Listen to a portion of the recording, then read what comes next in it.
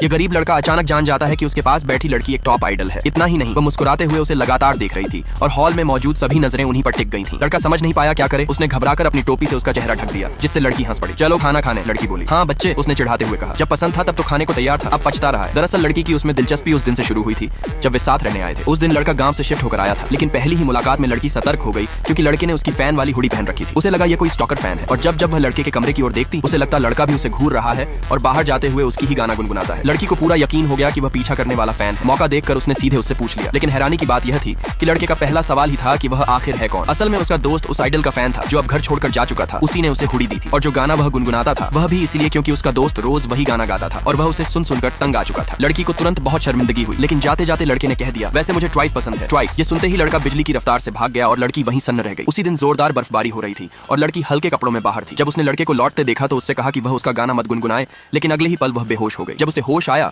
तो वह अस्पताल में थी और उसने देखा कि लड़का उसकी देखभाल कर रहा था। लड़की बात नहीं करना चाहती थी तो लड़के ने खुद को उसका ट्यूटर बताया, गंभीरता से उसकी हालत के बारे में पूछा और चार्जिंग केबल भी बड़े प्यार से दे दी। डॉक्टर ने कहा कि पैरों को ठंडा नहीं होने देना चाहिए। ये सुनकर लड़की चुप रह गई। लड़का तुरंत कॉटन के मोजे भी ले आया, लेकिन लड़की ने बेरुखी से कहा कि जब खुद को ट्यूटर बता ही रहा है तो वही मोजे पहनाए। उसे उम्मीद नहीं थी कि लड़का सच में बैठकर गंभीरता से मोजे पहनाने लगेगा, लेकिन उसकी अनाड़ी हरकतें देखकर लड़की खुद ही बैठ गई और पहनाने लगी। नाम क्या है, लड़के ने पूछा। ये क्या है, लड़की बोली। ये निजी जानकारी।